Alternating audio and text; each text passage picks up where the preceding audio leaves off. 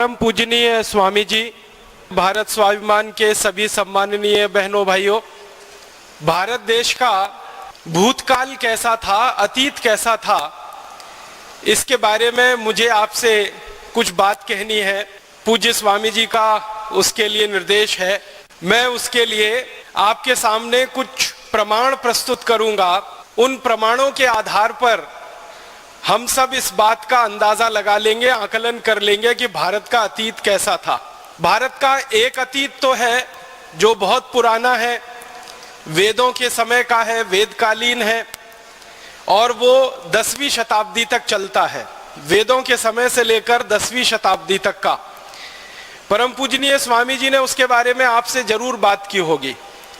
मैं आपको भारत के उस अतीत के बारे में बात करूंगा जो अभी हाल में हमारे सामने रहा। 150-200 साल पहले तक, 18वीं शताब्दी तक, 17वीं शताब्दी तक, 16वीं शताब्दी तक, 15वीं शताब्दी तक, माने आज से लगभग 100-150 साल पहले से शुरू करके और पिछले 1000 साल का जो भारत का इतिहास है कैसा है वो, उसके बारे में थोड़ी सी बात करूंगा। और एक जानकारी आपको स्पष्टता के लिए देना चाहता हूं, वो ये कि भारत के इतिहास पर, भारत के अतीत पर दुनिया भर के 200 से ज्यादा विद्वान इतिहास विशेषज्ञों ने बहुत ज्यादा शोध किया है, बहुत शोध किया है। और दुनिया भर के ये 200 से ज्यादा विद्वान शोधकर्ता, इतिहास के विशेषज्ञ भारत के बारे में क्या कहते रहे हैं, इनमें से कुछ विशेषज्ञों की बात आपके सामने रखूंगा।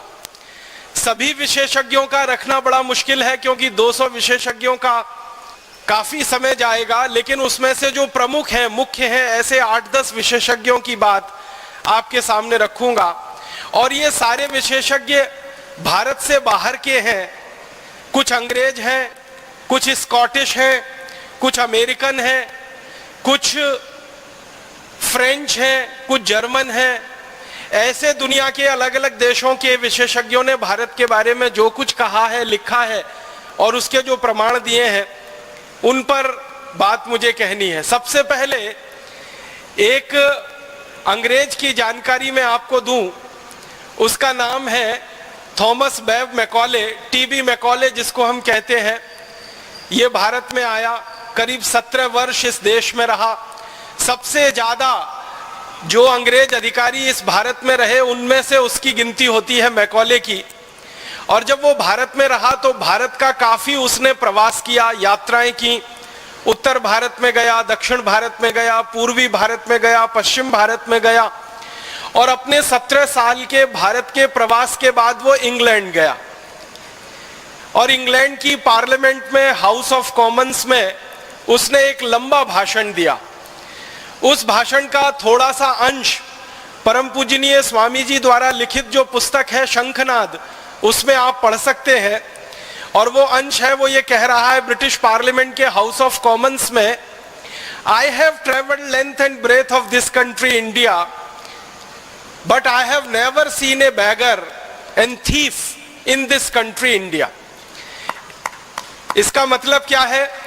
वो ये कह रहा है कि मैं संपूर्ण भारत में प्रवास कर चुका हूं, उत्तर से दक्षिण, पूरब से पश्चिम में मैं जा चुका हूं, लेकिन मैंने कभी भी अपनी आंखों से भारत में एक भी व्यक्ति ऐसा नहीं देखा जो चोर हो, एक भी व्यक्ति ऐसा नहीं देखा जो बेरोजगार हो, एक भी व्यक्ति मैंने ऐसा नहीं देखा जो गरीब हो। ये बात आप ध्यान दीजिएगा, वो 2 फरवरी सन 1835 को कह रहा है। माने आज से अगर हम ये जोड़ेंगे तो लगभग 160-170 साल पहले वो ये बोल रहा है कि एक भी व्यक्ति भारत में गरीब नहीं है, बेरोजगार नहीं है, चोर नहीं है। वो ये कह रहा है। इसका माने भारत में गरीबी नहीं थी, बेरोजगारी नहीं थी, और चोरी कोई क्यों करेगा जब कोई गरीब नहीं है, बेरोजगार नहीं है। फिर आगे के वाक्य में वो और बड़ी बात कह रहा है। वो कह रहा है, I have seen such wealth in this country India that we can not imagine to conquer this country India. वो कहता है कि भारत में इतना धन और इतनी संपत्ति और इतना वैभव मैंने देखा है कि इन भारतवासियों को गुलाम बनाना बहुत मुश्किल काम है, ये आसान नहीं है। क्यों? वो खुद कहता है कि जो लोग बहुत पैसे वाले होते हैं, समृद्धशाली होते हैं, बहुत अमीर होते हैं, वो लोग जल्दी किसी के गुलाम नहीं होते। इसलिए भारतवासी हमारे गुलाम हो जाएंगे, ये मुझे बहुत मुश्किल लगता है। और फिर अगले भाषण में वो बहुत लंबी बात कहता है भारत की शिक्षा, भारत की संस्कृति, भारत की सभ्यता के बारे में।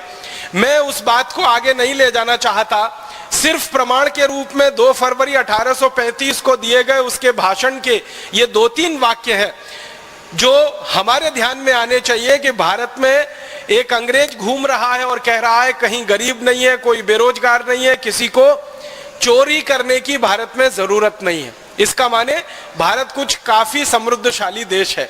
फिर इसी भाषण के अंत में मैकॉले एक वाक्य और कहता है, उसको मैं सीधे सुनाता हूं। वो कहता है कि भारत में जिस व्यक्ति के घर में भी मैं कभी गया तो मैंने देखा कि वहां सोने के सिक्कों का ढेर ऐसे लगा रहता है जैसे कि चने का या गेहूं का ढेर किसानों के घरों में रखा जाता है। माने सामान्य घरों से लेकर विशिष्ट घरों तक सबके पास सोने के सिक्के इतनी अधिक मात्रा में होते हैं कि वो ढेर लगाकर उन सिक्कों को रखते हैं। और वो कह रहा है कि भारतवासी कभी इन सिक्कों को गिन नहीं पाते क्योंकि गिनने की फुर्सत नहीं होती है, इसलिए वो तराजू में तौल कर रखते हैं। किसी के घर में 100 किलो सोना होता है, किसी के घर में 200 किलो होता है, किसी के घर में 500 किलो होता है। इस तरह से सोने का हमारे भारत के घरों में भंडार भरा हुआ है। ये एक प्रमाण मैकॉले का भाषण ब्रिटेन की संसद में 2 फरवरी 1835 को। इसके बाद इससे भी बड़ा एक दूसरा प्रमाण मैं आपको देता हूं। एक अंग्रेज इतिहासकार हुआ, उसका नाम है विलियम डिग्बी। ये बहुत बड़ा इतिहासकार माना जाता है इंग्लैंड में। अंग्रेज लोग इसकी बहुत इज्जत करते हैं, इसका बहुत सम्मान करते हैं। और ना सिर्फ अंग्रेज इसका सम्मान करते हैं, इज्जत करते हैं, बल्कि यूरोप के सभी देशों में विलियम डिग्बी का बहुत सम्मान है, बहुत इज्जत है। अमेरिका में भी इसकी बहुत सम्मान और बहुत इज्जत है। कारण क्या है? विलियम डिग्बी के बारे में कहा जाता है कि वो बिना प्रमाण के कोई बात नहीं कहता और बिना दस्तावेज के, बिना सबूत के वो कुछ लिखता नहीं है। इसलिए इसकी इज्जत पूरे यूरोप और अमेरिका में है। वो विलियम डिग्बी भारत के बारे में एक बड़ी पुस्तक लिखा है। उस पुस्तक का एक अंश थोड़ा सा सुनाता हूं आपको। उसने तो अंग्रेजी में लिखा है, मैं सीधे हिंदी करके बताता हूं। विलियम डिग्बी कहता है कि अंग्रेजों के पहले का भारत विश्व का सर्वसंपन्न कृषि प्रधान देश ही नहीं बल्कि एक सर्वश्रेष्ठ औद्योगिक और व्यापारिक देश भी था। अंग्रेजों से पहले का भारत खाली खेती वाला भारत नहीं था, कृषि वाला भारत नहीं था, वो औद्योगिक और व्यापारिक देश भारत था जो सर्वश्रेष्ठ था। उसके शब्द पर गौर कीजिएगा, वो कह रहा है सर्वश्रेष्ठ, माने दुनिया में भारत के मुकाबले उस जमाने में कोई भी देश नहीं था। और ये बात वो कब कह रहा है? 17वीं शताब्दी में वो कह रहा है। माने आज से अगर हम गिनना शुरू करें तो लगभग 300 साल पहले के भारत के बारे में विलियम डिग्बी कह रहा है कि सारी दुनिया के देशों में भारत औद्योगिक रूप से, व्यापारिक रूप से और कृषि के रूप में सर्वश्रेष्ठ देश है। माने कृषि उत्पादन हमारा सबसे अच्छा है, औद्योगिक उत्पादन दुनिया में सबसे ज्यादा है और व्यापार भी हम दुनिया में सबसे ज्यादा करते हैं। उसके आगे वो कहता है कि भारत की भूमि इतनी उपजाऊ है जितनी दुनिया के किसी देश में नहीं। फिर आगे कहता है कि भारत के व्यापारी इतने ज्यादा होशियार हैं जो दुनिया के किसी देश में नहीं। फिर वो आगे कहता है कि भारत के जो कारीगर हाथ से कपड़ा बनाते हैं, उनका बनाया हुआ कपड़ा, रेशम का तथा अन्य कई वस्तुएं पूरे विश्व के बाजार में बिक रही हैं। और इन वस्तुओं को भारत के व्यापारी जब बेचते हैं तो बदले में इन वस्तुओं के वो सोना और चांदी की मांग करते हैं जो सारे दुनिया के दूसरे व्यापारी आसानी के साथ भारतवासियों को दे देते हैं। इस वाक्य को ठीक से समझिए। वो कह रहा है कि भारत का कपड़ा, भारत की अन्य वस्तुएं दुनिया के बाजार में बिकती हैं और भारतवासी इनको सोने के बदले में बेचते हैं। माने हम कपड़ा बेचते हैं तो सोना लेते हैं, हम दूसरी वस्तुएं बेचते हैं तो सोना लेते हैं। सोने के बदले में ही भारत के व्यापारी इन वस्तुओं का विनिमय दूसरों से करते हैं क्योंकि ये वस्तुएं सर्वश्रेष्ठ हैं और दुनिया में कोई भी दूसरा देश इनको बना नहीं सकता क्योंकि इनकी कारीगरी और इनका हुनर सिर्फ भारत और भारत के ही पास है। फिर वो इसी में आगे कहता है कि भारत देश में इन वस्तुओं की उत्पादन के बाद की जो बिक्री की प्रक्रिया है वो दुनिया के दूसरे बाजारों पर निर्भर है। और ये वस्तुएं जब दूसरे देशों के बाजारों में बिकती हैं तो भारत में सोना और चांदी ऐसे प्रवाहित होता है जैसे नदियों में पानी प्रवाहित होता है। और भारत की नदियों में पानी प्रवाहित होकर जैसे महासागर में गिर जाता है, वैसे ही दुनिया की तमाम नदियों का सोना चांदी भारत में प्रवाहित होकर भारत के महासागर में आकर गिर जाता है। और वो अपनी पुस्तक में कहता है कि दुनिया के देशों का सोना चांदी भारत में आता तो है, लेकिन भारत के बाहर 1 ग्राम सोना और चांदी कभी जाता नहीं है। कारण क्या है? वो कहता है कि भारतवासी दुनिया में सारी वस्तुओं का उत्पादन करते हैं, लेकिन वो कभी किसी से खरीदते कुछ नहीं है। मतलब सीधा सा ये है कि भारत आयात कुछ नहीं करता है, इंपोर्ट कुछ नहीं करता है। जो भी कुछ है भारत, वो सिर्फ एक्सपोर्ट और निर्यात ही करता है। इसका मतलब बहुत साफ है कि आज से 300 साल पहले का भारत निर्यात प्रधान देश था।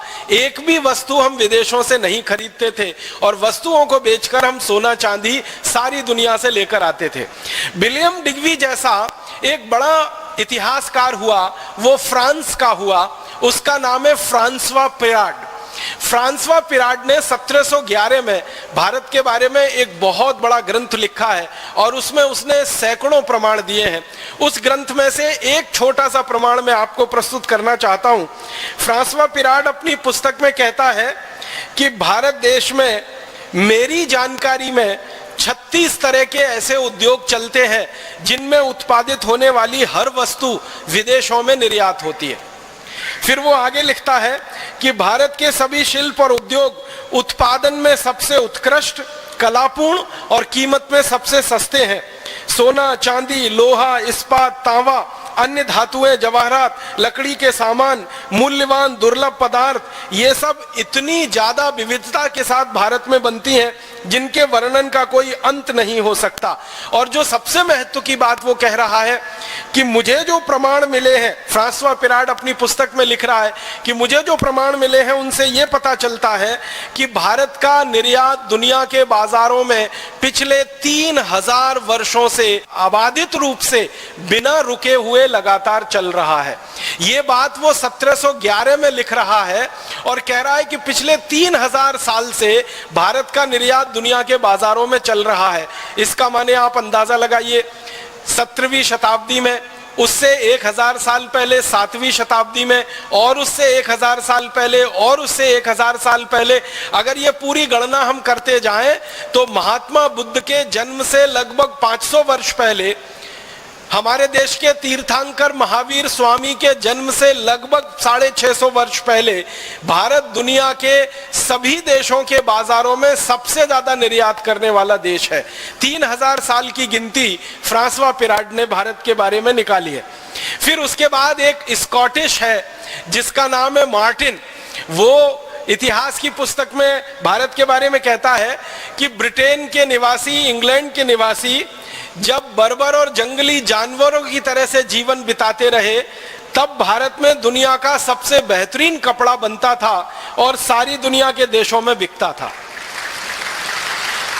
और ये मार्टिन नाम का जो स्कॉटिश हिस्टोरियन है, ये कहता है कि मुझे ये स्वीकार करने में कोई शर्म नहीं है कि भारतवासियों ने सारी दुनिया को कपड़ा बनाना और कपड़ा पहनना सिखाया है।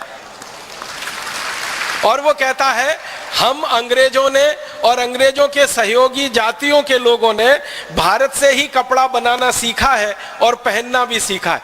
फिर वो कहता है कि रोमन साम्राज्य में जितने भी राजा और रानी हुए हैं वो सभी भारत के कपड़े मंगाते रहे हैं, पहनते रहे हैं और उन्हीं से उनका जीवन चलता रहा है। एक फ्रांसीसी इतिहासकार है 1750 में, उसका नाम है टेवर्नी।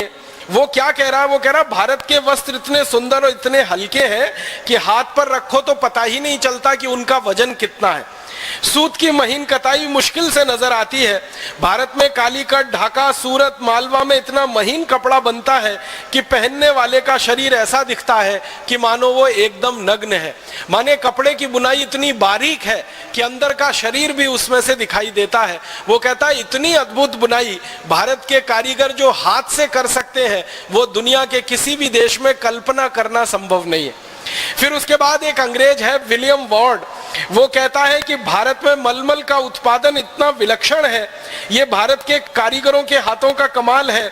जब इस मलमल को घास पर बिछा दिया जाता है और उस पर ओस की कोई बूंद गिर जाती है तो वो दिखाई नहीं देती है, क्योंकि ओस की बूंद में जितना पतला रंग होता है, माने जितना हल्का रंग होता है, उतना ही हल्का वो कपड़ा होता है। इसलिए ओस की बूंद और कपड़ा आपस में मिल जाते हैं, अलग अलग दिखाई नहीं देते। इतनी बारीक बुनाई भारत के कपड़े की है। आपने बहुत बार इतिहास में एक वाक्य सुना होगा कि भारत में बनाया हुआ कपड़ा एक छोटे से अंगूठी से रिंग में से खींचकर बाहर निकाला जा सकता था, वो 13-14 मीटर का लंबा थान होता था। वो वाक्य इसी इतिहासकार ने लिखा है जिसका नाम है विलियम वार्ड। वो ये कहता है कि भारत का 13 गज का एक लंबा कपड़ा हम चाहे तो एक छोटी सी रिंग में से पूरा खींचकर बाहर निकाल सकते हैं। इतनी बारीक और इतनी महीन बुनाई भारत के कपड़े की यहाँ पर होती है। फिर वो कहता है कि भारत का 15 गज का लंबा थान, आप गज तो समझते ही हैं, मीटर से थोड़ा छोटा होता है। अगर 15 गज की मैं बात करूं तो वो लगभग 14 मीटर के बराबर बैठेगा। तो 14 मीटर लंबा थान या 15 गज का लंबा थान, वो कह रहा है कि उसका वजन 100 ग्राम से भी कम होता है। अब आप कल्पना करिए, 15 गज का इतना बड़ा थान, उसका वजन 100 ग्राम से भी कम होता है। वो कह रहा है कि मैंने बार बार भारत के कई थानों का वजन किया है, हर एक थान का वजन 100 ग्राम से भी कम निकलता है। और कुछ थान का वजन तो ग्रेन में उसने तौला है।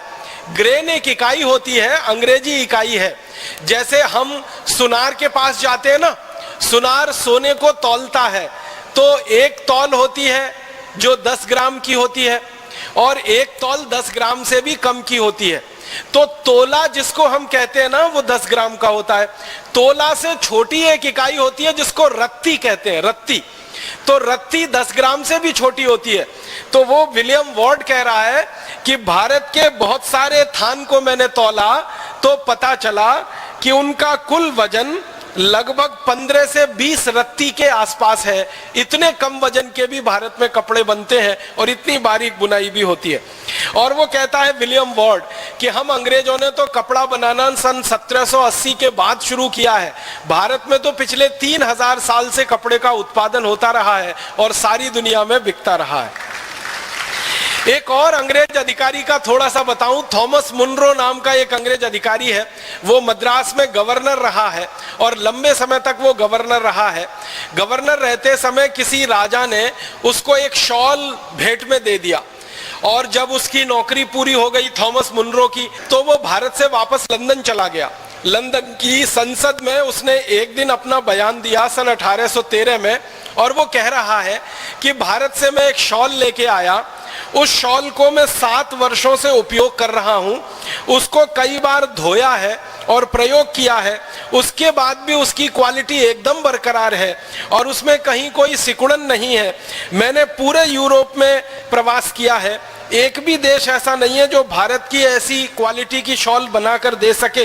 भारत ने अपने वस्त्र उद्योग में सारी दुनिया का दिल जीत लिया है और भारत के वस्त्र अतुलित और अनुपमेय मानदंड के हैं, जिसमें सारे भारतवासी रोजगार पा रहे हैं। और इस तरह से लगभग 200 इतिहासकार हैं, सभी का बताना थोड़ा मुश्किल है। आप अंदाजा लगा सकते हैं कि फ्रांसीसी इतिहासकार हो तो, स्कॉटिश इतिहासकार हो तो, अंग्रेज इतिहासकार हो तो, या इसके अलावा जर्मन का कोई या अमेरिका का कोई, सारे इतिहासकार जो भारत के बारे में शोध करते हैं वो ये कहते हैं कि भारत के उद्योगों का और भारत की कृषि व्यवस्था का, भारत के व्यापार का सारी दुनिया में कोई मुकाबला नहीं है। अब इसके आगे एक छोटी सी जानकारी मैं देना चाहता हूं। अंग्रेजों की संसद में भारत के बारे में समय समय पर बहस होती रही है। तो सन 1813 में भारत के बारे में एक बहस हो रही है और उस बहस के समय जो अंग्रेजी सांसद बात कर रहे हैं उनमें कई सारी रिपोर्ट हैं, कई सारे सर्वे हैं, सर्वेक्षण हैं जिनका हवाला दिया जा रहा है। तो ऐसी ही एक रिपोर्ट का हवाला मैं आपके सामने रखता हूं। अंग्रेजों की संसद में बहस हो रही है कि भाई भारत की आर्थिक स्थिति क्या है और कैसी है। तो भारत की आर्थिक स्थिति के बारे में कहा जा रहा है कि सारी दुनिया में जो कुल उत्पादन होता है उसका 43% उत्पादन अकेले भारत में होता है। आप जरा भारत के भूतकाल का अंदाजा लगाइए, अतीत का जरा अंदाजा लगाइए कि पूरी दुनिया में मान लीजिए 100 अरब डॉलर का उत्पादन होता हो उस जमाने में, तो 33 अरब डॉलर का उत्पादन अकेले भारत में होता है। इसको एक दूसरे तरीके से समझने की कोशिश करें कि सारी दुनिया में अगर 100 रुपए का माल बनता है तो 33 रुपए का माल अकेले भारत में बनता है। अब आप जरा देखिए, दुनिया में 200 देश हैं, 200 देशों में कुल मिलाकर उत्पादन है वो 57% है, और भारत अकेले में जो कुल उत्पादन है वो 43% है। माने सारी दुनिया के 200 देशों में से 2-4 को छोड़कर एक तरफ कर दें और भारत अकेला एक तरफ हो जाए तो कई देशों का उत्पादन भारत के अकेले उत्पादन के बराबर बैठता है। इतना बेहतरीन उत्पादन करने वाला ये देश रहा है। और ये आंकड़ा सबसे पहली बार अंग्रेजों की संसद में सन 1813 में कोट किया गया। बाद में इसी आंकड़े को अंग्रेजों ने 1835 में कोट किया और 1840 में भी कोट किया। और अंग्रेजों का यह कहना है कि सन 1840 तक भारत का उत्पादन सारी दुनिया में सबसे अधिक है और वो कुल दुनिया के उत्पादन का 43% है। अब मैं थोड़ी तुलना करूं तो आपको बात समझ में आएगी। आज अगर सारी दुनिया के कुल उत्पादन की बात की जाए तो अमेरिका देश का कुल उत्पादन सारी दुनिया के कुल उत्पादन का लगभग 25% है। और थोड़ा आगे बढ़े तो अमेरिका के साथ चीन नाम के देश का कुल उत्पादन पूरी दुनिया के उत्पादन का लगभग 23% है। ये 23% और 25% चीन और अमेरिका दोनों मिल जाएं तो इनका लगभग कुल उत्पादन जो होता है उससे थोड़ा ही कम भारत का कुल उत्पादन रहा आज से लगभग 250 वर्ष पहले तक। माने आज की दुनिया में चीन और अमेरिका मिलकर जितना कुल उत्पादन करते हैं उतना उत्पादन लगभग उससे थोड़ा कम भारत करता रहा 1840 के साल तक। इतना बड़ा उत्पादक देश था भारत। फिर इसके बाद अंग्रेजों की संसद में और एक आंकड़ा भारत के बारे में कोट किया गया कि सारी दुनिया के व्यापार में भारत का जो हिस्सा है वो लगभग 33% है। इसका मतलब क्या हुआ, पूरी दुनिया में जो सामान बिक रहा है, जो निर्यात हो रहा है, उसमें भारत का निर्यात लगभग 33% है। और ये आंकड़ा अंग्रेजों ने 1840 तक कोट किया है। माने सन 1840 तक सारी दुनिया के बाजार में भारत का माल 33% बिकता है।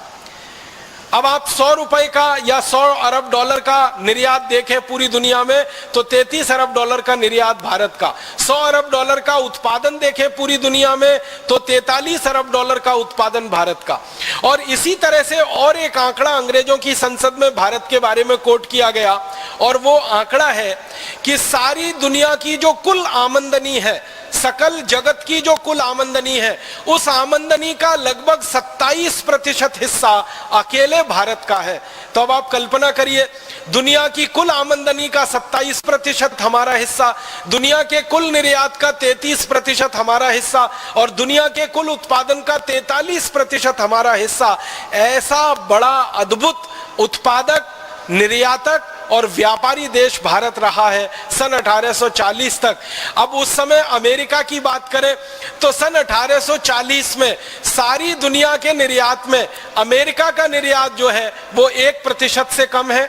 सारी दुनिया के निर्यात में ब्रिटेन का निर्यात सन 1840 तक आधे प्रतिशत से कम है। और पूरे यूरोप का और अमेरिका का निर्यात इकट्ठा कर दिया जाए तो सन 1840 तक सारी दुनिया के निर्यात में ब्रिटेन, अमेरिका और यूरोप के सभी देशों को जोड़ दें तो 3 से 4% से ज्यादा निर्यात उनका नहीं निकलता है। तो एक तरफ यूरोप और अमेरिका है और एक तरफ अकेला भारत है।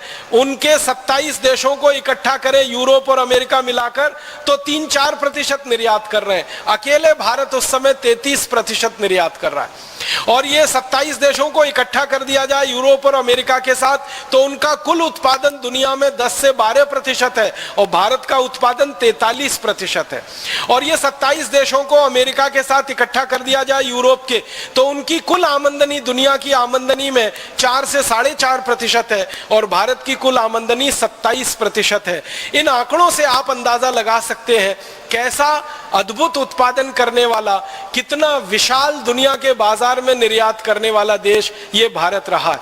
थोड़ा आगे बढ़ता हूं और भारत के शिक्षा व्यवस्था के बारे में थोड़ी तकनीकी और विज्ञान की बातें और थोड़ी सी कृषि व्यवस्था की बातें कर लेना चाहता हूं। उद्योगों के साथ साथ इस देश में विज्ञान और तकनीकी का भी बहुत विकास हुआ है और हमारे अतीत के भारत की विज्ञान और तकनीकी के बारे में दुनिया भर के बहुत सारे शोधकर्ताओं ने बहुत सारी पुस्तकें लिखी हैं।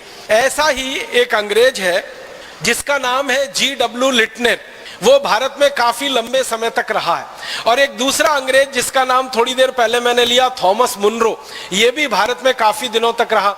ये दोनों ने भारत की शिक्षा व्यवस्था पर बहुत ज्यादा काम किया है। एक और अंग्रेज है, उसका नाम है पेंडरकास्ट, उसने भारत की टेक्नोलॉजी और विज्ञान पर बहुत ज्यादा काम किया है। और एक अंग्रेज है कैम्पबेल करके, उसने भी भारत की विज्ञान और तकनीकी पर बहुत ज्यादा काम किया। कैम्पबेल का एक छोटा सा वाक्य मैं आपको सुनाता हूं। वो ये कहता है, जिस देश में उत्पादन सबसे अधिक होता है ये तभी संभव है जब उस देश में कारखाने हो, और कारखाने किसी देश में तभी संभव है जब वहां पर कोई तकनीकी हो, टेक्नोलॉजी हो, और टेक्नोलॉजी किसी देश में तभी संभव है जब वहां पर विज्ञान हो, और विज्ञान किसी देश में मूल रूप से शोध के लिए अगर प्रस्तुत है तभी उसमें से तकनीकी का निर्माण होता है। मतलब इस वाक्य को सरल तरीके से हम समझें कि मूल विज्ञान होता है जिसको हम आज की अंग्रेजी भाषा में फंडामेंटल साइंस कहते हैं, फिर उसमें से अप्लाइड साइंस निकलता है, वो प्रायोगिक विज्ञान होता है, और उस प्रायोगिक विज्ञान में से तकनीकी निकलती है, और उस तकनीकी में से कारखाने निकलते हैं, और उन कारखानों से फिर उत्पादन होता है, और वो उत्पादन फिर सारी दुनिया में बिकता है। तो ये बात अगर कैम्पबेल कहता है कि भारत में टेक्नोलॉजी हजारों साल से रही है तो कारखाने भी रहे होंगे, तो उसके बारे में जब खोज की गई तो पता चला कि 18वीं शताब्दी तक इस देश में इतनी बेहतरीन टेक्नोलॉजी रही है स्टील बनाने की जो दुनिया में कोई आज कल्पना नहीं कर सकता। स्टील बनाने की जो टेक्नोलॉजी भारत में रही है, लोहा इस्पात बनाने की जो टेक्नोलॉजी भारत में रही है, वैसी दुनिया में किसी देश के पास नहीं है।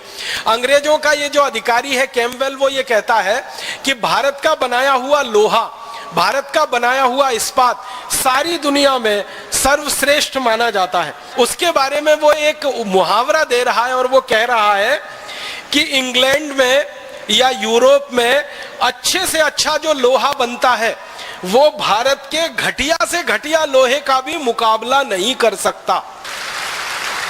ये कैम्पबेल सन 1842 में कह रहा है। वो ये कह रहा है कि इंग्लैंड और पूरे यूरोप में अच्छे से अच्छी जो स्टील बन रही है वो भारत की घटिया से घटिया स्टील का भी मुकाबला नहीं कर सकती। माने भारत की घटिया से घटिया स्टील भी इंग्लैंड और यूरोप की अच्छे से अच्छी स्टील से अच्छी है।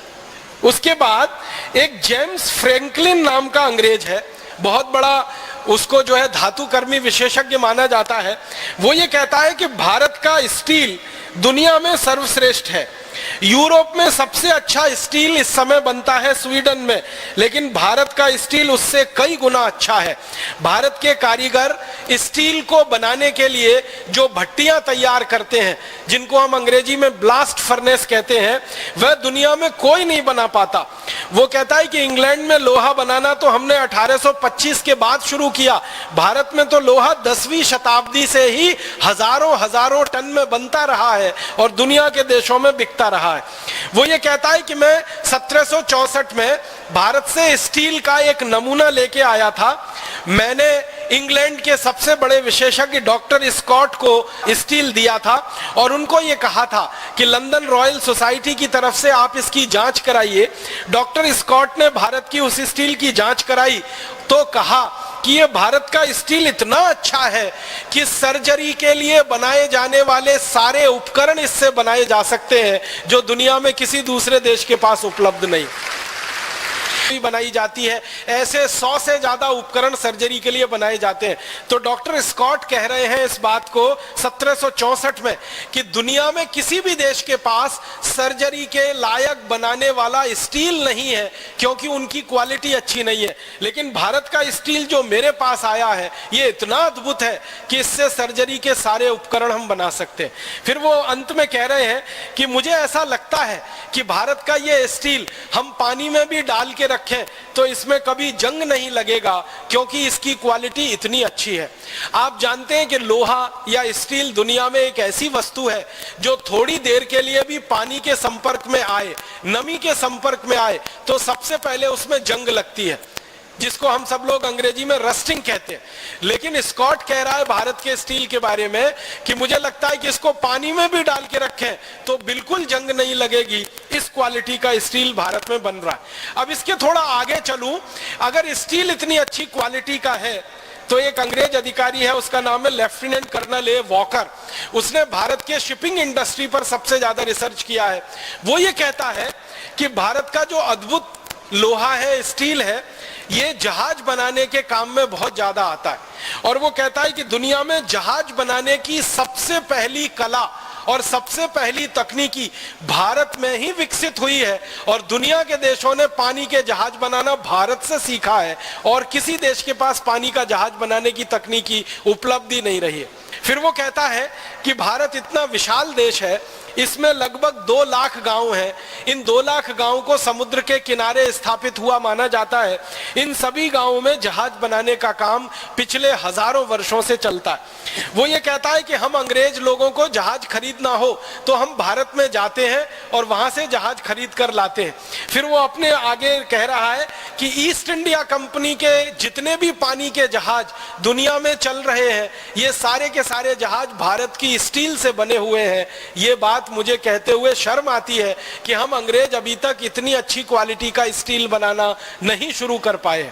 फिर वो कहता है कि भारत का कोई पानी का जहाज जो 50 साल चल चुका है पानी में, उसको अगर हम खरीद लें अंग्रेज, और खरीदने के बाद उसको ईस्ट इंडिया कंपनी की सेवा में लगाएं, तो 50 साल तो वो भारत में चल चुका है, हमारे यहाँ आने के बाद भी वो 20-25 साल और चल जाता है। इतनी मजबूत पानी के जहाज बनाने की कला और टेक्नोलॉजी भारत के कारीगरों के हाथ में है।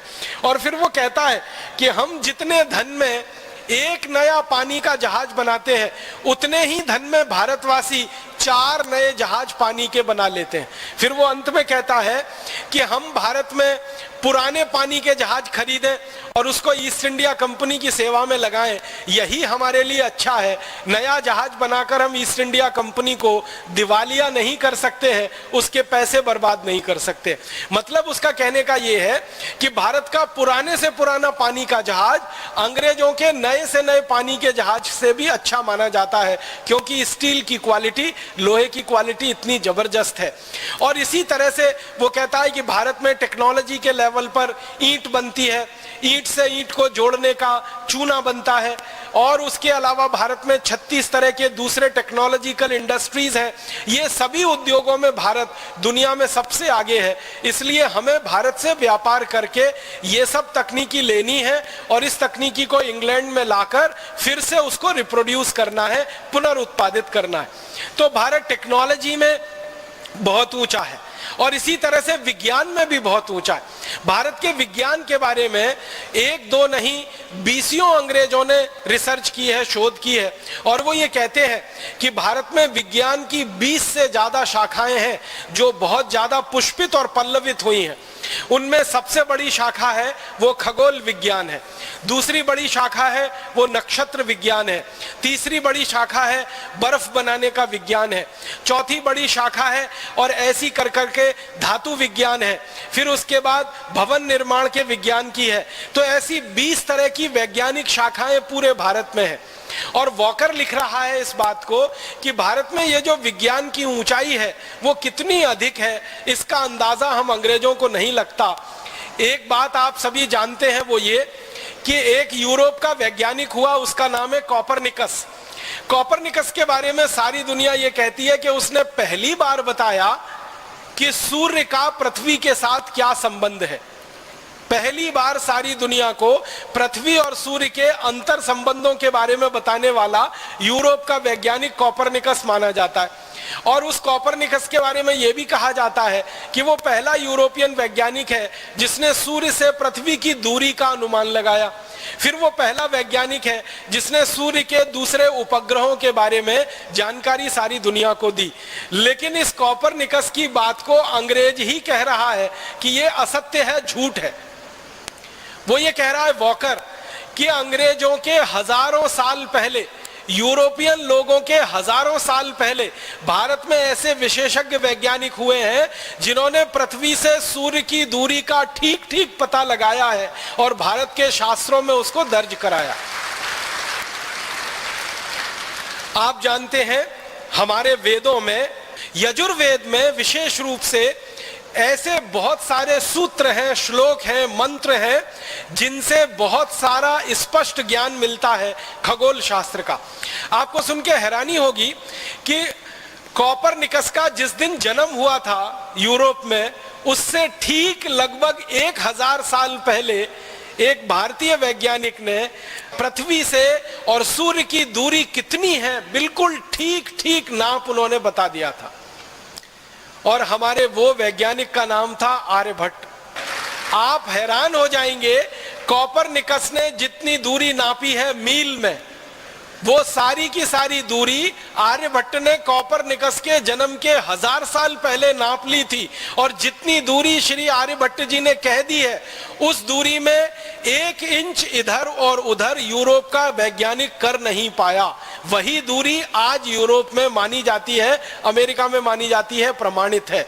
तो आप अंदाजा लगाएं कि जब इस देश में ऐसे वैज्ञानिक रहे हैं जिन्होंने धरती से सूर्य की दूरी नाप ली हो, और वो भी यूरोप से 1000 साल पहले, तो आप अंदाजा लगा सकते हैं कि विज्ञान कितना विकसित रहा होगा इस देश में।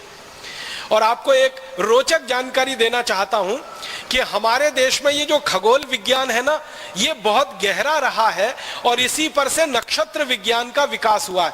ये खगोल विज्ञान और नक्षत्र विज्ञान में शोध करने वाले वैज्ञानिकों ने ही दिन और रात कितने बड़े होंगे, 12 घंटे का दिन होगा, 12 घंटे की रात होगी, 14 घंटे का दिन होगा, या 10 घंटे की रात होगी, या 10 घंटे का दिन होगा, 14 घंटे की रात होगी, सर्दियों में अलग होगी, गर्मियों में अलग होगी, बरसात में कैसी होगी, ये सारे के सारे आंकड़े दिन और रात के समय के, ये भारत के वैज्ञानिकों के द्वारा निकाले गए हैं और सारी दुनिया में उनका प्रचार और प्रसार हुआ है। हम अभी दिन की गणना करते हैं कि आज हमारा दिन रविवार है, दूसरा दिन सोमवार है, तीसरा दिन मंगलवार है, चौथा दिन बुधवार है, पांचवा दिन गुरुवार है, शुक्रवार है, शनिवार है। ये जो दिनों की हम गिनती करते हैं और इनके जो नाम हमने रखे हुए हैं, रवि, सोम, मंगल, बुध, आपको शायद ये मालूम होगा, नहीं तो मैं कहना चाहता हूं, ये सारे दिनों का नामकरण और इनकी अवधि पूरी की पूरी महान महर्षि आर्यभट्ट की निकाली हुई है और उनके द्वारा ये दिन तय किए हुए। और आपको सुनकर और हैरानी होगी, अंग्रेज जो खगोल शास्त्री हैं और अंग्रेज जो नक्षत्र विज्ञानी हैं, वो इस बात को ईमानदारी से स्वीकार करते हैं कि भारत का रवि, सोम, मंगल, बुध ही हमने ले लिया है और उसी को Sunday, Monday, Tuesday, Wednesday, Thursday, Friday, Saturday कर दिया है। ये सब कुछ भारत से उधार लिया हुआ है। और आपको एक रोचक बात बताऊं, पृथ्वी घूमती है अपने अक्ष पर और सूर्य के चारों तरफ भी। यह बात सबसे पहले भारतीय वैज्ञानिकों ने प्रमाणित की थी 10वीं शताब्दी में। और पृथ्वी के घूमने से दिन रात होते हैं, मौसम और जलवायु बदलते हैं, यह बात भी भारतीय वैज्ञानिकों के द्वारा प्रमाणित हुई है सारी दुनिया में। तो भारत के वैज्ञानिकों ने खगोल शास्त्र में, नक्षत्र विज्ञान में जबरदस्त काम किया है।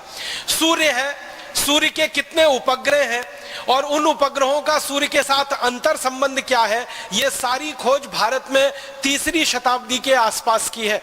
जब दुनिया में कोई पढ़ना लिखना भी नहीं जानता होगा, उस समय भारत में यह खोज चलती रही है कि सूर्य क्या है, सूर्य के उपग्रह क्या है, उनके आपस के अंतर संबंध क्या है।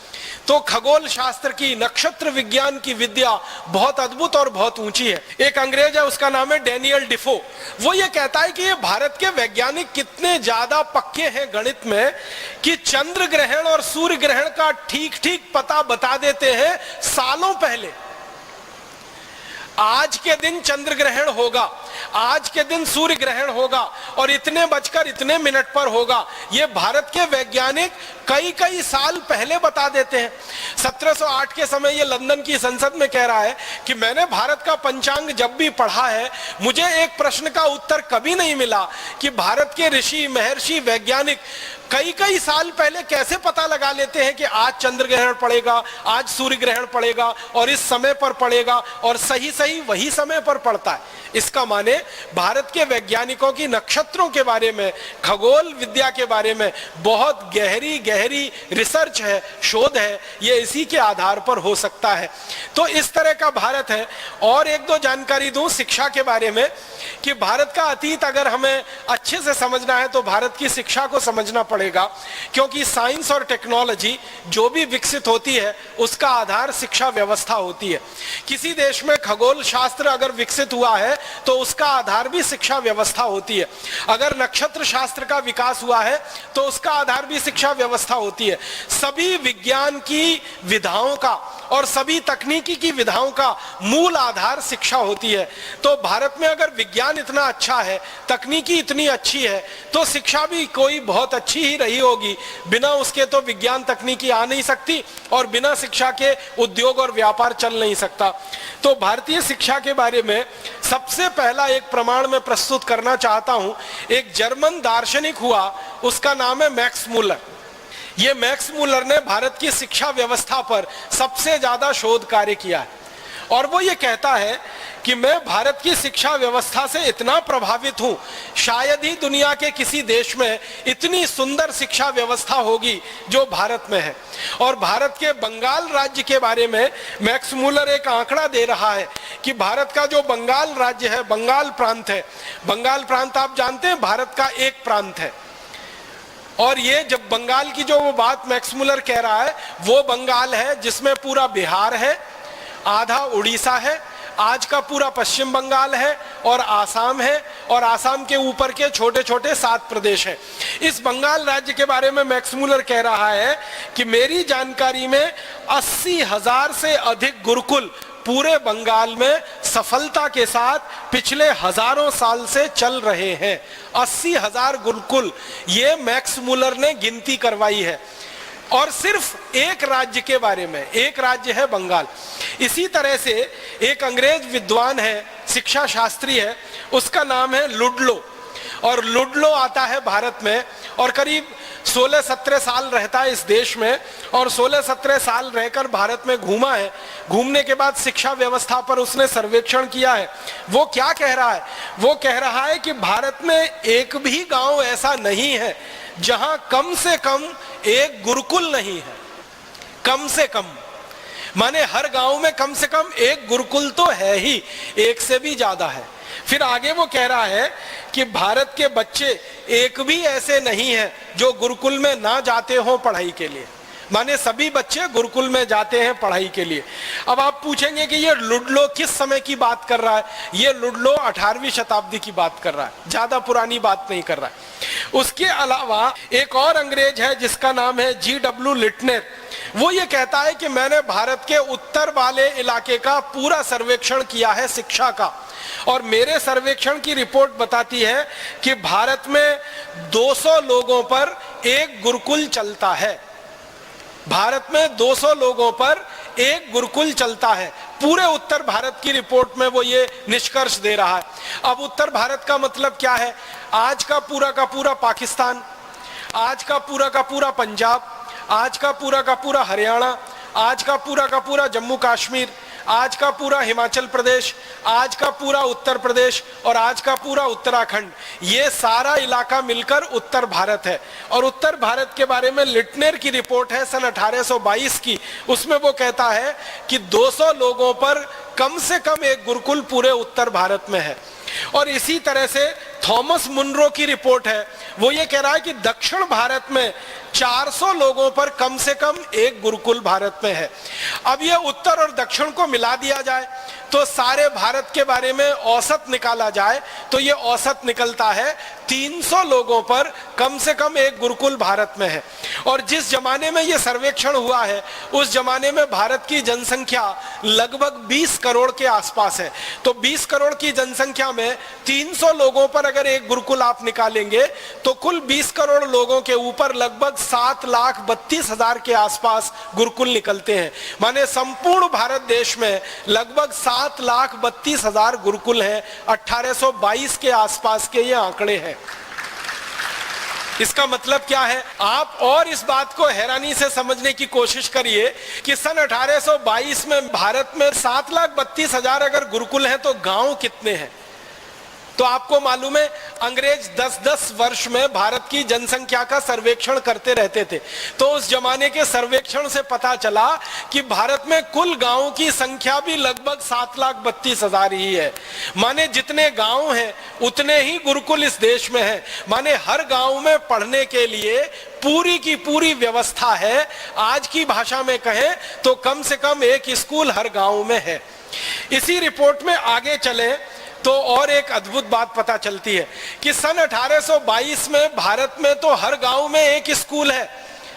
तो इंग्लैंड की जरा बात करें, यूरोप की जरा बात करें कि वहां कितने स्कूल हैं और वहां कितने गांव में कितने स्कूल हैं, कितनी आबादी पे कितना स्कूल है।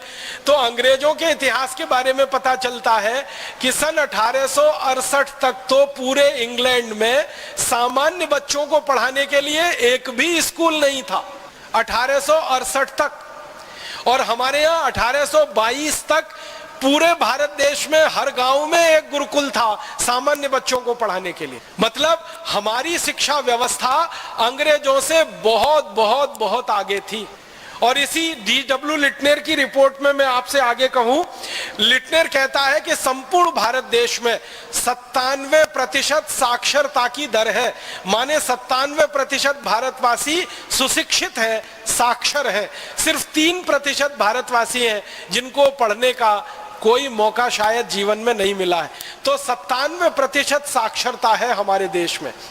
अब अगर आज के भारत की बात करें, 2009 के भारत की बात करें तो आपको मालूम है इस समय भारत में साक्षरता की दर पूरी ताकत लगा के, जब भारत देश में सर्व शिक्षा अभियान चल रहा है, ऊपर से नीचे तक हजारों करोड़ रुपए खर्च किए जा रहे हैं, तब हमारे देश में साक्षरता की दर मात्र 50% पहुंच पाई है। और 1822 में हमारी साक्षरता की दर 97% रही है। इसका माने हमारी शिक्षा व्यवस्था आज जो है इससे कई गुना अच्छी अंग्रेजों से पहले इस देश में रही है। फिर भारत की शिक्षा व्यवस्था के बारे में एक और अद्भुत बात है जो सारी दुनिया के लिए जानने योग्य है। भारत की शिक्षा व्यवस्था में क्या है कि ये सभी जो गुरुकुल हैं, इन गुरुकुलों को चलाने के लिए कभी भी किसी राजा से कोई दान और अनुदान नहीं लिया जाता।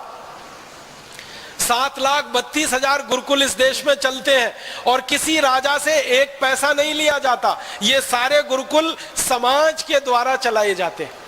आप बोलेंगे समाज के द्वारा कैसे चलते हैं? हमारे गांव-गांव में जहां जहां गुरुकुल रहे हैं वहां समाज के लोगों ने गुरुकुल के लिए भूमि दान कर रखी है और उस भूमि पर जितना उत्पादन होता है उस उत्पादन की आय से गुरुकुल आराम से चलता है। जरूरत पड़े तो गांव के लोग गुरुकुल के लिए दान इकट्ठा करते हैं और गुरुकुल उसका उपयोग करता है। तो सारे भारत के गुरुकुल साधारण लोगों के दान के पैसे से चलते हैं। राजा के पैसे से इस देश में एक भी गुरुकुल नहीं चलता है। ये सबसे महत्व की बात है जो सारी दुनिया को जानने के लिए है।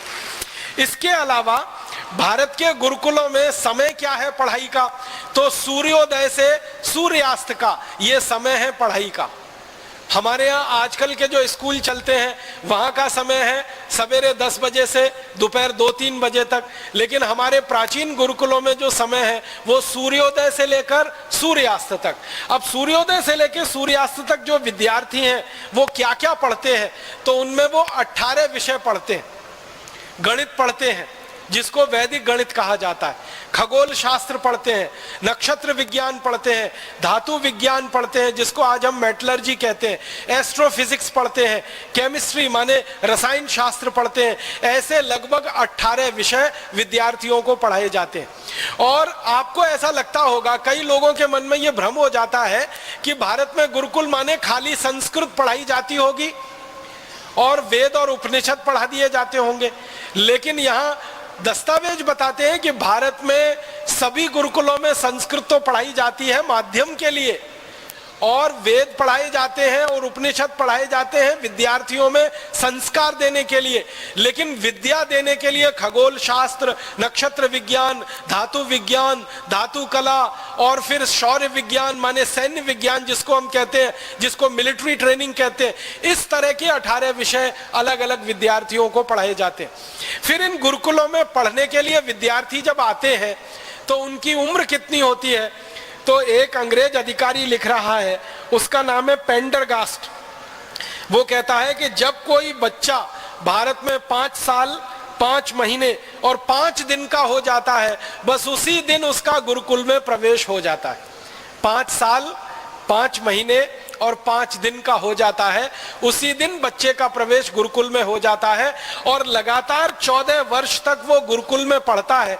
और 14 वर्ष की शिक्षा पूरी करके वो गुरुकुल से बाहर निकलता है तो एक संपूर्ण मानव बन के निकलता है और वो जिम्मेदारी परिवार की उठा सकता है, समाज की उठा सकता है और देश की उठा सकता है।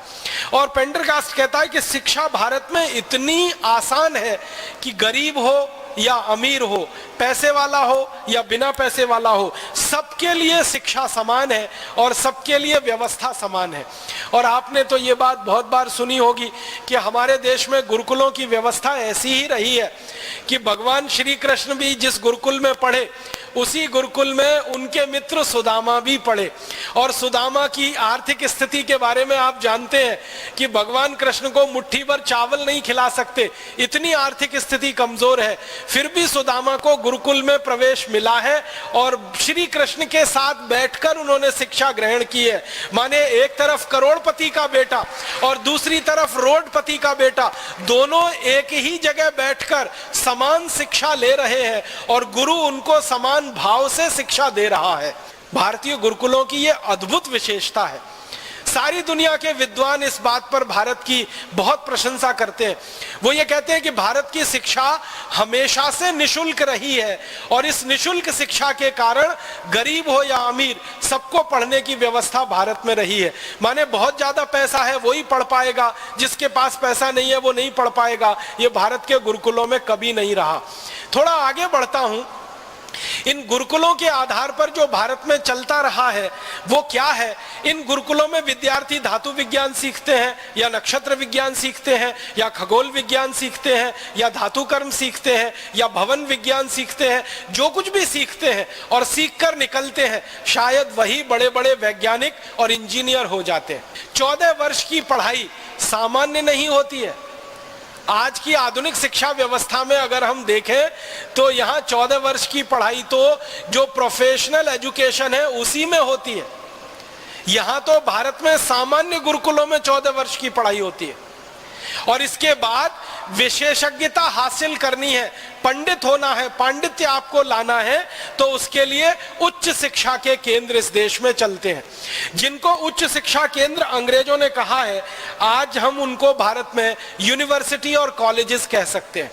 आज इस भारत देश में 2009 में भारत सरकार के लाखों करोड़ों रुपए खर्च होने के बाद लगभग 13,500 कॉलेजेस हैं, प्राइवेट और सरकारी सब मिलाकर, और 450 विश्वविद्यालय हैं, निजी और सरकारी दोनों मिलाकर। 13,500 कॉलेजेस हैं और 450 विश्वविद्यालय हैं, जब लाखों करोड़ों रुपए सरकार ने खर्च किया है। अब मैं आपको 1822 के बारे में जानकारी देता हूं कि 1822 में अकेले मद्रास प्रांत में, मद्रास प्रेसिडेंसी उसको कहा जाता है, अकेले मद्रास प्रांत में, मद्रास प्रांत का मतलब क्या है? आंध्र प्रदेश, तमिलनाडु, केरल और कर्नाटक का कुछ हिस्सा, ये पूरा मद्रास प्रांत है। अकेले मद्रास प्रांत में 1822 में 11,575 कॉलेजेस रहे हैं और 109 विश्वविद्यालय रहे हैं। अकेले मद्रास प्रांत में।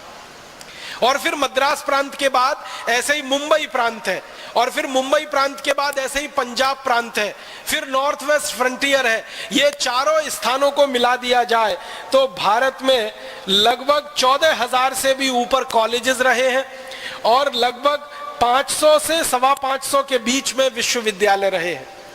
अब विश्वविद्यालय आज से ज्यादा, कॉलेजेस भी आज से ज्यादा। सन 1822 में भारत की ये स्थिति है। माने उच्च शिक्षा भारत में अद्भुत रही है अंग्रेजों के आने के पहले तक। माध्यमिक शिक्षा तो अद्भुत है ही, प्राथमिक शिक्षा भी बहुत अद्भुत है, लेकिन उच्च शिक्षा भी इस देश में अद्भुत है। और इन कॉलेजेस में विशेष रूप से जो कॉलेजेस रहे हैं, अभियांत्रिकी के अलग कॉलेजेस हैं, इंजीनियरिंग के अलग कॉलेजेस हैं, सर्जरी के अलग कॉलेज हैं, मेडिसिन के अलग कॉलेज हैं, जिनको आज हम कहते हैं ना मेडिकल कॉलेज अलग है, इंजीनियरिंग कॉलेज अलग है, मैनेजमेंट के कॉलेजेस अलग हैं। ये तो भारत में 1822 में भी है। सर्जरी के विश्वविद्यालय अलग है, और ये हमारे चिकित्सा विज्ञान में जिसको हम आयुर्वेद कहते हैं, इसके विश्वविद्यालय अलग हैं, और मैनेजमेंट के विश्वविद्यालय अलग हैं। ये पूरे भारत में फैले हुए हैं और पूरे भारत के विद्यार्थियों की व्यवस्था यहाँ पर है। हमने सुना है तक्षशिला एक विश्वविद्यालय कभी होता था, हमने सुना है कभी नालंदा नाम का एक विश्वविद्यालय होता था। ये तक्षशिला नालंदा तो दो नाम है, ऐसे तो 500 से ज्यादा विश्वविद्यालय संपूर्ण भारत देश में हमारे आज से लगभग 150 पौने 200 साल तक रहे हैं। तक्षशिला नालंदा तो आज से 2500 साल पहले की कहानी है, लेकिन 150 पौने 200 साल पहले के भारत में 550 से ज्यादा विश्वविद्यालय हैं और 14,000 के आसपास डिग्री कॉलेजेस हैं। तो शिक्षा व्यवस्था में भारत अद्भुत है पूरी दुनिया में। आपको एक हंसी की बात मैं कहूं, वो ये कि पूरे यूरोप में ऐसा माना जाता है कि सबसे पहले शिक्षा व्यवस्था सामान्य लोगों के लिए इंग्लैंड में आई, और वो सन 1868 में आई। इसका माने यूरोप के देशों में तो उसके और बाद में आई। तो आप बोलेंगे 1868 के पहले इंग्लैंड में स्कूल नहीं थे। स्कूल नहीं थे, ये बात को सही तरह से समझना है। राजाओं के जो बच्चे होते थे, राजाओं के जो अधिकारी होते थे, उन्हीं के लिए स्कूल होते थे, और वो राजाओं के महल में चला करते थे। वो सामान्य रूप से सार्वजनिक स्थानों पर नहीं चला करते थे, और साधारण लोगों को उनमें प्रवेश भी नहीं था। इंग्लैंड और यूरोप में ये माना जाता था कि शिक्षा जो है वो विशेषज्ञों के लिए है, और राजा विशेषज्ञ है तो राजा को शिक्षा है, उसके बच्चों को शिक्षा है, उसके अधिकारियों के बच्चों को शिक्षा है। आम आदमी को शिक्षित होने की जरूरत नहीं है। क्यों? तो यूरोप के दार्शनिक कहते हैं कि आम आदमी को तो गुलाम बन के रहना है, उसको शिक्षित होने से फायदा क्या है। दुनिया में बहुत बड़ा दार्शनिक माना जाता है अरस्तु, और उससे भी बड़ा माना जाता है सुकरात। अरस्तु और सुकरात दोनों कहते हैं कि सामान्य लोगों को शिक्षा नहीं देनी चाहिए, शिक्षा सिर्फ राजा के बच्चों को और अधिकारियों के बच्चों को ही देनी चाहिए। तो उनके लिए कुछ पढ़ने और पढ़ाने की व्यवस्था है, आम बच्चों के लिए नहीं है। जबकि भारत में बिल्कुल उल्टा है, शिक्षा आम बच्चों के लिए है, साधारण बच्चों के लिए है, वो गरीब हो या अमीर हो। ऐसी अद्भुत शिक्षा व्यवस्था हमारे देश में रही है। अब शिक्षा के बाद में थोड़ी सी कृषि की बात करूं कि भारत में कृषि व्यवस्था कैसी रही है। हमारे अतीत में कृषि व्यवस्था के बारे में जिन अंग्रेजों ने बहुत ज्यादा शोध किया है, उनमें से लेस्टर नाम का एक अंग्रेज है। वो ये कहता है कि भारत में कृषि उत्पादन दुनिया में सर्वोच्च है, और अंग्रेजों की संसद में भाषण देते समय वो कह रहा है कि भारत में 1 एकड़ में सामान्य रूप से 56 क्विंटल धान पैदा होता है। 1 एकड़ में सामान्य रूप से। और वो ये कह रहा है कि ये उत्पादन औसतन है, एवरेज है। वो ये कहता है कि भारत के कुछ इलाके तो ऐसे हैं जहां 1 एकड़ में 70 से 75 कुंटल तक धान होता है, और कुछ इलाके ऐसे हैं जहां 45 से 50 कुंटल धान पैदा होता है। और वो कहता है कि मैंने औसत निकाला है पूरे भारत का, तो 56 कुंटल धान पैदा होता है भारत की खेती में। इतनी उन्नत कृषि व्यवस्था भारत में है। आज के अनुसार मैं आपको इसको अगर तुलना करके बताऊं तो आज भारत में सबसे ज्यादा यूरिया, डीएपी, सुपर फॉस्फेट डालने के बाद, सबसे ज्यादा रासायनिक खाद डालने के बाद औसतन 1 एकड़ में 30 क्विंटल से ज्यादा धान पैदा नहीं होता। और आज से लगभग 150 साल पहले भारत में 1 एकड़ में 56 क्विंटल धान पैदा हो रहा है, जबकि उस समय यूरिया, डीएपी कुछ नहीं है, खाली गाय के गोबर और गोमूत्र का उपयोग किया जा रहा है। तो उत्पादन का स्तर ये है। फिर इसी में गन्ने के उत्पादन के बारे में आंकड़े हैं अंग्रेजों की संसद में। वो ये कह रहे हैं कि भारत में 1 एकड़ में 120 मीट्रिक टन गन्ना सामान्य रूप से पैदा होता है पूरे भारत में, 120 मीट्रिक टन। और आज सन 2009 में यूरिया, डीएपी, सुपर फॉस्फेट के बोरे पर बोरे खेत में डालने के बाद गन्ने का औसतन उत्पादन पूरे देश में 30 से 35 मीट्रिक टन है 1 एकड़ में। आप तो महाराष्ट्र से आए हैं। महाराष्ट्र का एक इलाका है जिसको पश्चिम महाराष्ट्र आप कहते हैं, सांगली है, सतारा है, कोल्हापुर है और पुणे के बीच का इस पूरे इलाके में गन्ना औसतन रूप से 1 एकड़ में 80 से 90 मीट्रिक टन है। बस यही क्षेत्र है भारत का जहां गन्ने का उत्पादन सबसे ऊंचा है, पश्चिम महाराष्ट्र में। बाकी पूरे देश में तो गन्ने का उत्पादन 30-35 मीट्रिक टन से ज्यादा नहीं है। और अंग्रेज उस समय क्या सर्वेक्षण कर रहे हैं और कह रहे हैं कि 120 मीट्रिक टन गन्ने का उत्पादन है भारत में, ऐसी खेती है। फिर वो कह रहे हैं कि कपास का उत्पादन सारी दुनिया में सबसे ज्यादा है। और एक खास बात जो अंग्रेज कह रहे हैं वो ये कि भारत में फसलों की विविधता सबसे ज्यादा दुनिया में भारत में ही है। एक अंग्रेज कह रहा है कि भारत में धान के कम से कम 1 लाख प्रजाति के बीज हैं, कम से कम 1 लाख प्रजाति के बीज हैं। और ये बात अंग्रेज कह रहा है सन 1822 के आसपास कह रहा है। सन 1822 तक इस देश में धान की 1 लाख से ज्यादा प्रजातियां मौजूद थी और आज सन 2009 के आते आते भी 50,000 धान की प्रजातियां तो अभी भी इस पूरे देश में मौजूद हैं, सन 2009 के आते आते भी। तो इतना ज्यादा विविधता वाला ये देश है। फिर अंग्रेज कहते हैं कि भारत में सबसे पहला हल बना पूरी दुनिया का और सारी दुनिया ने हल बनाना और खेत में हल को चलाना भारतवासियों से सीखा है। ये भारत का सारी दुनिया को सबसे बड़ा कंट्रीब्यूशन है। फिर एक अंग्रेज कहता है कि हल के अलावा खुरपी आप समझते हैं निराई गुड़ाई करने के लिए उपयोग में आती है। खुरपी है, खुरपा है, हसिया है, हथौड़ा है, बेलची है, कुदाली है, फावड़ा है, पवित्र है, रहट है, ये सभी शब्द आपके शायद जाने पहचाने हैं। अंग्रेज कहते हैं कि ये सब चीजें दुनिया में बाद में आई हैं, भारत में सैकड़ों साल पहले ही ये बन चुकी हैं और इनका उपयोग होता रहा है। माने खुरपी, खुरपा, हसिया, फावड़ा, कुदाली जो सारी दुनिया में आज भी इस्तेमाल होते हैं खेत के लिए, वो भारत में सबसे पहले विकसित हुई हैं। और बीज को एक पंक्ति में बोने की जो परंपरा है वो हजारों साल पहले भारत में विकसित हुई है। दूसरे देशों को तो उसकी कभी कल्पना नहीं रही है। और इसी तरह अंग्रेजों के इंग्लैंड में 1750 में पहली बार कुछ किसानों ने भारत आकर खेती सीखी और यहां से जाकर अपने इंग्लैंड में उन्होंने कुछ प्रयोग किए और उसके बाद खेती का काम थोड़ा बहुत उनके यहाँ आगे बढ़ा। उसके पहले कोई उनके यहाँ रिकॉर्ड्स नहीं मिलते हैं कि खेती उनके यहाँ कोई बहुत अच्छी होती थी। तो आप पूछेंगे 1750 के पहले ये इंग्लैंड वाले जीते कैसे थे या स्कॉटलैंड वाले कैसे जीते थे अगर खेती इतनी अच्छी नहीं थी? वो जंगल के द्वारा होने वाले उत्पादन और पशुओं को शिकार करके उनके द्वारा उत्पादित होने वाले मांस पर जिंदा रहते थे। जंगल से जो कुछ मिल गया और पशुओं को मारकर जो मांस पैदा कर लिया उसी को खाकर उनका जीवन हजारों साल गुजरा है। और जिस समय इंग्लैंड वाले या यूरोप वाले 2 ही चीजें खा पाते थे, या तो मांस या तो जंगल के फल, उस समय भारत में खाने के लिए 1 लाख किस्म के चावल उपलब्ध हुआ करते थे। तो बाकी चीजों की तो बात छोड़ दीजिए आप। तो ऐसी अद्भुत हमारी कृषि व्यवस्था रही है। और इसी कृषि व्यवस्था के साथ थोड़ा आगे 2-3 बातें और कहता हूं कि कृषि व्यवस्था जब इतनी अद्भुत रही हमारे देश में तो उत्पादन सारी दुनिया में सबसे ज्यादा हम करते रहे और उस उत्पादन को दुनिया भर के देशों में हम निर्यात करते रहे। तो भारत से लोहा ही निर्यात नहीं किया हमने, कपड़ा ही निर्यात नहीं किया है। हजारों साल तक भारत का चावल दुनिया में निर्यात हुआ है। हजारों साल तक दालें भारत ने दुनिया को निर्यात की हैं। हजारों साल तक भारत में बनाया हुआ गुड़, ये जो शक्कर बनती है ना, चीनी, ये तो अभी 100 साल पहले बनना शुरू हुई है। उस उसके पहले गुड़ बनता था और गुड़िया शक्कर बनती थी।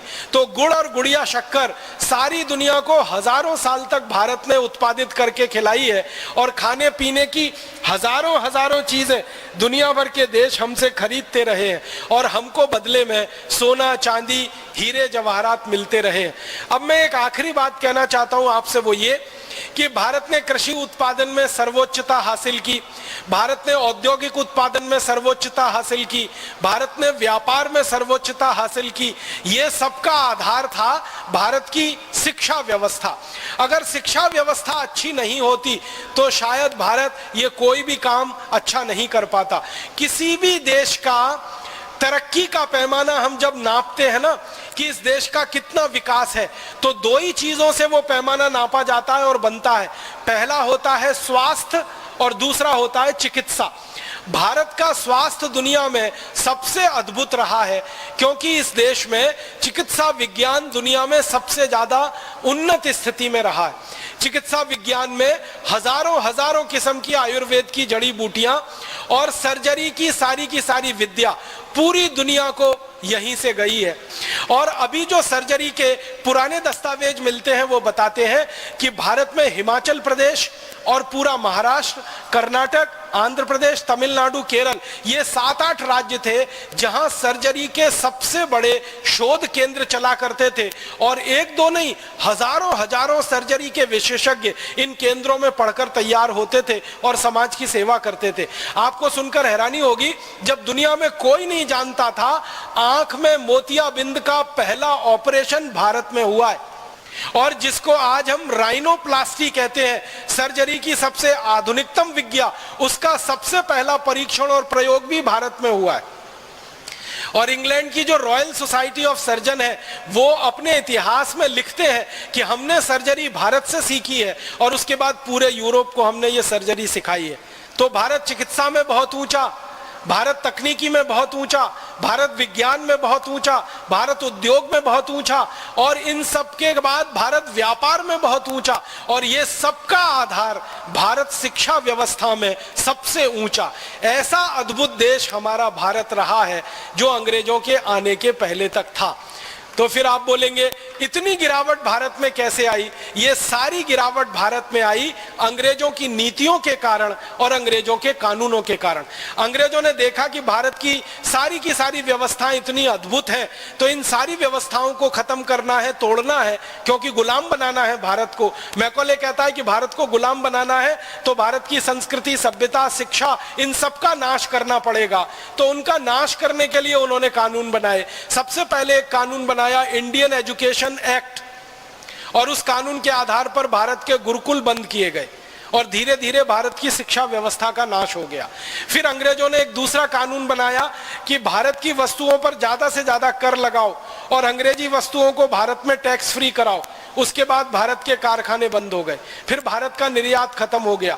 फिर भारत की कृषि व्यवस्था के लिए अंग्रेजों ने कानून बनाया कि किसानों के ऊपर 90% लगान लगाओ और किसानों की जमीनें छीनने के लिए लैंड एक्विजिशन एक्ट बनाओ। उसके बाद हिंदुस्तान के किसान बर्बाद हो गए। फिर किसानों के काम आने वाली गाय और बैल, इनका कत्ल कराओ और सबसे पहला कत्ल खाना अंग्रेजों ने शुरू किया कलकत्ता में, जो आज भी चल रहा है। अंग्रेज उसमें 350 गाय रोज काटते थे, अब उस कत्ल खाने में 14,000 गाय रोज कट रही है। तो ये सारी की सारी दुर्व्यवस्था जो हमारे यहाँ पैदा हुई वो अंग्रेजों की गलत नीतियों के कारण और अंग्रेजों के गलत शासन व्यवस्था के कानूनों के कारण हुई। अगर अंग्रेजी शासन नहीं होता और अंग्रेजी कानून इस देश में लादे नहीं जाते तो आज मैं इस बात को बहुत विश्वास से कह सकता हूं कि आज भी भारत दुनिया का सर्वोच्च शिखर पर बैठा हुआ देश होता, चिकित्सा में, शिक्षा में, उद्योग में, व्यापार में, तकनीकी में, विज्ञान में। अगर अंग्रेज नहीं आते, ईस्ट इंडिया कंपनी नहीं आती, अगर अंग्रेजी कानून इस देश पर नहीं लादे जाते और अंग्रेजी नीतियां इस देश में नहीं चलाई जाती तो अभी भी भारत अद्भुत होता, सारी दुनिया की महाशक्ति होता, परम वैभवशाली देश होता। लेकिन दुर्भाग्य के अंग्रेज आए और उन्होंने ये सब किया। अब हमें क्या करना चाहिए? भारत स्वाभिमान के कार्यकर्ता के नाते मुझे ये लगता है कि हमको जो भारत कभी अंग्रेजों के आने के पहले था, विश्व शिखर में सर्वोच्च सत्ता पर बैठा हुआ सर्वश्रेष्ठ देश, वैसा ही भारत फिर बनाना है। यही हमारे भारत स्वाभिमान के लिए सपना है और इसी सपने को पूरा करने के लिए हम सब परम पूजनीय स्वामी जी के नेतृत्व में सेना बनकर काम करें और सेना बनकर अपने सेनापति के आदेश पर वो सब कर डालें जो इस भारत के गौरव को फिर से वापस लाने में हमारी मदद कर सके। आप सभी का बहुत आभार, बहुत धन्यवाद। दोस्तों, सबसे पहले तो चैनल सब्सक्राइब करें, फिर लाइक, कमेंट और शेयर करें और हाँ, हमारा एंड्रॉयड ऐप डाउनलोड करना ना भूलें।